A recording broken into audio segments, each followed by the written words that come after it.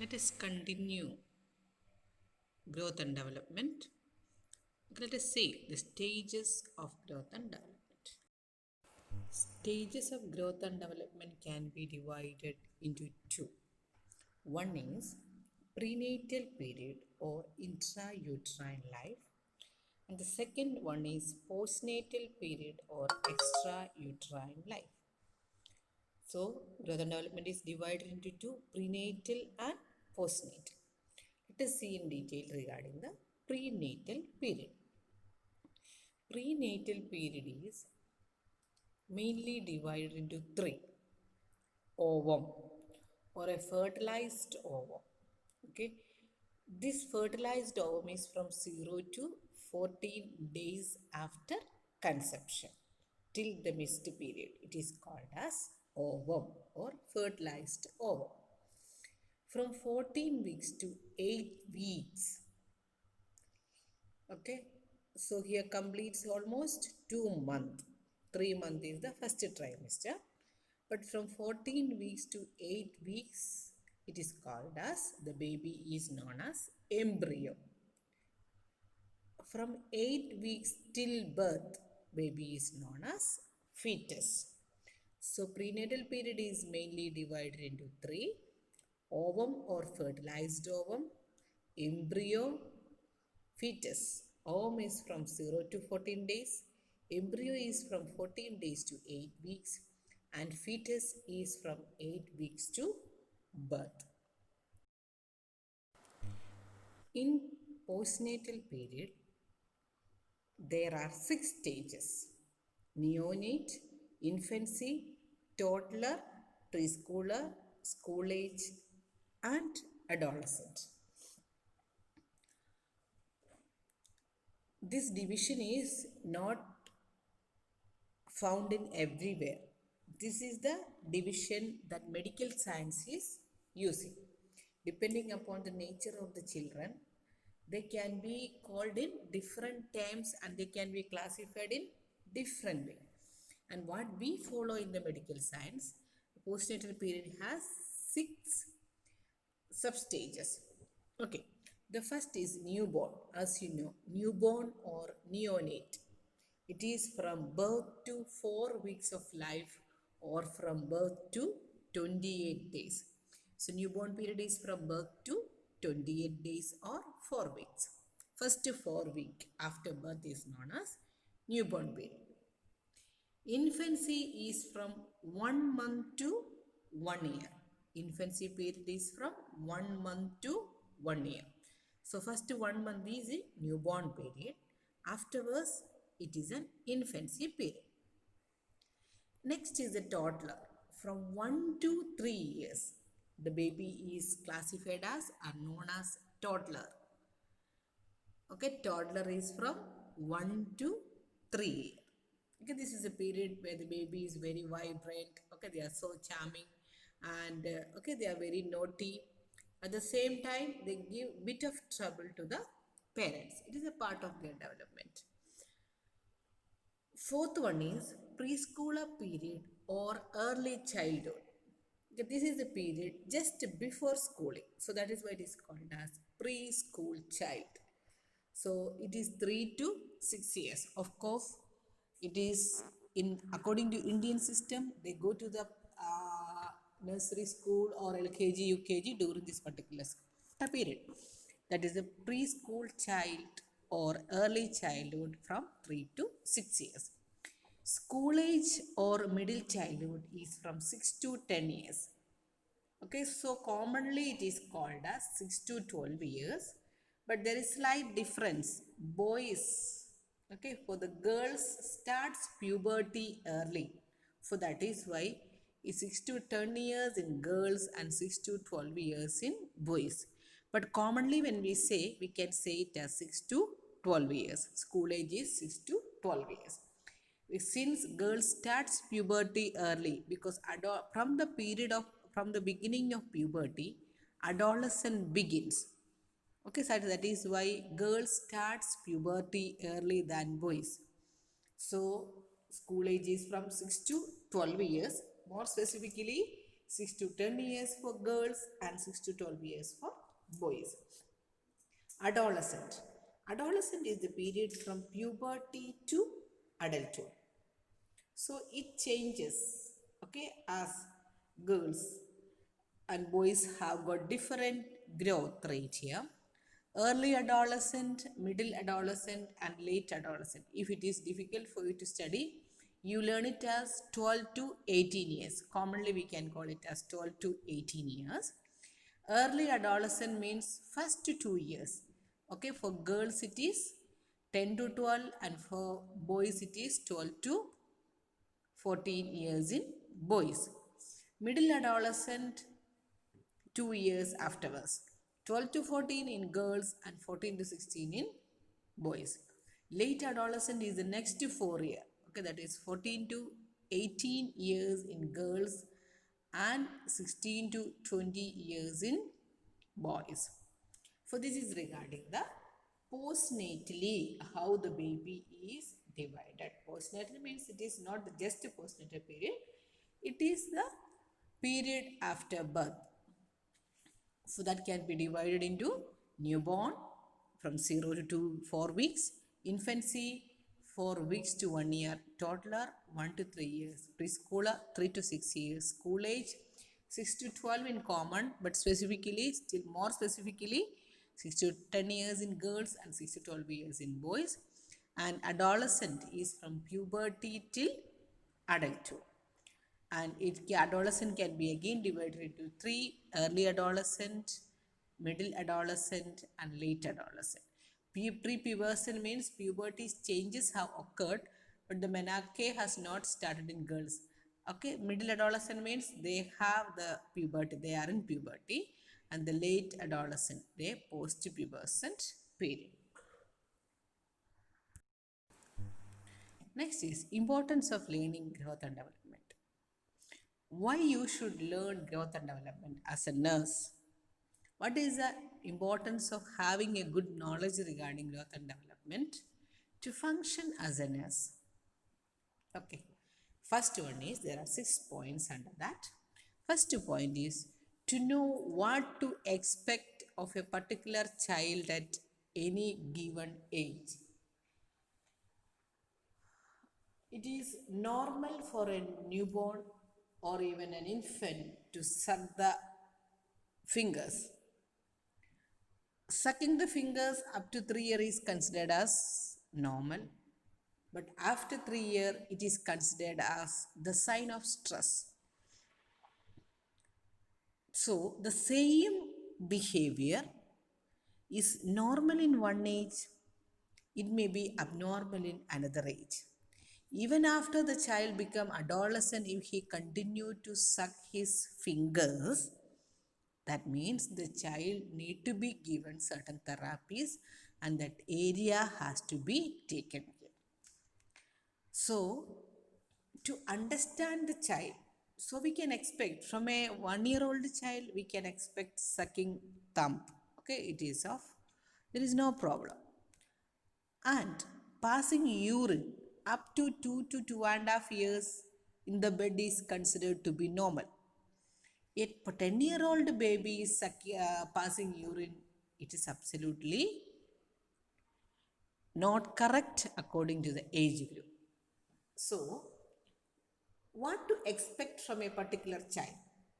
A 2-year-old or a 2.5-year-old child, if you say no to him, he may cry, he may bang at you, he may beat you, he may bang his bed on the head on the walls, kick, jump, cry, scream. He may do all activities at his 2.5 year, which is absolutely normal in this age group. If you understand that, yes, it is expected from a 2.5-year-old toddler. It is known as temper tantrum. Okay, it is normal in this particular age group. I remember one child has come and told me, not a child, one of our student, madam, you just come and see me one patient. The child is behaving abnormally in the room. When I went there, it was only a temper tantrum in the peak. Yes, baby is sick, baby is in the age of temper tantrum. So automatically when they are sick, the temper tantrum will increase. So if that child had a knowledge, okay, that student had a knowledge regarding the growth and development, she will never comment that particular baby is abnormal. She understand, yes, baby is 2 to 3 year. Okay, stress during this particular age is manifested in this particular manner. It is normal in this age group. When he grow up, he will be a very good person. He may not behave in this particular manner. So, to know what to expect of a particular child at a given age, you should have the knowledge of growth and development. Second, to better understand the reason for a particular condition and illness that occurs in various age groups. After 6 months, if you continue to feed the baby without weaning, okay, if you continue breastfeeding without start uh, weaning or complementary feed, the child may go for anemia. What is the reason behind it? Lack of iron storage in the body. Clear? So, children in this age group are prone for anemia. So, we have to start iron rich food. So, the knowledge regarding the growth, the bodily changes, psychological function will help us to understand certain situation and repeatedly occurring upper respiratory tract infection spread to ear in early childhood, specifically from 6 months to throughout the toddler period. Why? Because of the certain structural peculiarities between connection between the mouth and the ear. Okay, since the eustachian tube is short, immunity is less, so we must take care whenever the baby is having the upper respiratory tract. If it is frequent, go for an ear checkup and be sure that it is not spread. But it is not necessary in for a school age baby. Clear? School age ear infection occurs. That is due to play activities not directly spreading from the nose. So, to understand the reason for a particular condition and illness that occurs in various age groups. Okay, third point is to plan the nursing management and to help in formulating the plan for the total care of each child. A 1.5-year-old baby in the ward is having the thumb sucking. You need not bother about that particular behavior. You need not write, you need not plan any nursing diagnosis for that. But a 10-year-old baby is continuing thumb sucking in the same ward, you may have to suggest for a psychological consultation or a psychiatric consultation and make sure that taking care of that aspect of the baby so that that can be treated. Same behavior in two age. One age it is normal, in another age it is abnormal. So to differentiate between these, to have good understanding according to different age group and to plan the nursing care accordingly. So if you have a knowledge on growth and development, you will be able to provide age appropriate nursing care to a baby. So to provide total care, complete care, holistic care for the children, you should have the basic knowledge of growth and development. Fourth one is to teach parents. Yes, you are learning regarding the growth and development. Doctors and nurses, medical professionals are ready. Poor parents, they should have this knowledge, but they do not have the knowledge. Who should give them the knowledge? Yes, it is the responsibility of the medical professional who got knowledge in this area. They should impart this knowledge into the society by giving various health education. I felt shame on me when I find a mother in the ward who wanted to restart the breastfeeding, who stopped it before, by reading a sentence in the lactogen, breast milk improves IQ of the baby. With that sentence itself, okay, a mother of a 6-month-old baby wanted to restart breastfeeding. That means she stopped breastfeeding somewhere before. And by reading it from a lactogen cover paper, she wanted to restart the breastfeeding. So if we provide health education to the parents, the children could get better care, better understanding, so they could grow to the optimum. Yes, it is our responsibility. So we need to have good knowledge to teach the parents so that they will nurture in a good manner. They will provide appropriate environmental stimulation so that our children will grow to the optimal level. Fifth one is to ascertain the need of a child at a particular age. Yes, a 7-month-old baby have fear of stranger. That time, the baby need to be protected by the primary caregiver. It may not be so evident in other age group. Clear? But a 4-month-old baby do not know what is stranger anxiety. So if you know it, a 7-month baby, when the baby cries, we can understand. Yes, baby is feeling insecurity. Maybe someone may be there close to her or close to him. So let me take care of her. Ascertain the need for love, need for correction, discipline, what kind of disciplining to be done in the infancy, in the toddler period, in the preschooler. Yes, all these things must be taught to the parents and understand the need so that we can teach the parents and we can meet the need of the children. Sixth one is understand the behavior of the child so that the child can be cared intelligently.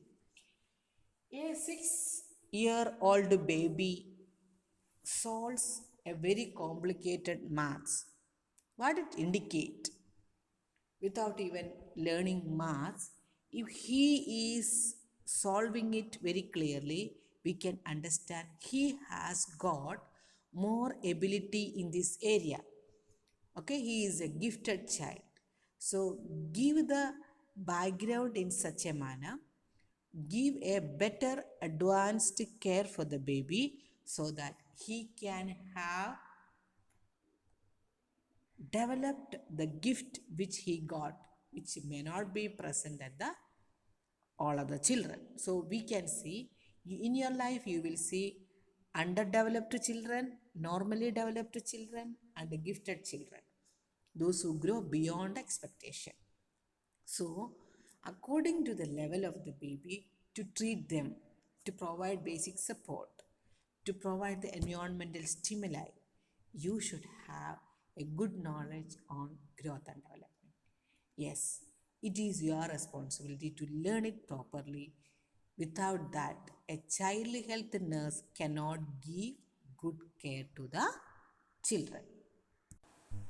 A nurse should have, child as a nurse should have knowledge on growth and development to know what to expect of a particular child at any given age, to understand the reason for a particular condition according to various age group, to plan nurse manager for a total care of each child, to teach parents so that they will support the baby for optimum growth and development, to understand the need of the baby and to care the baby intelligently.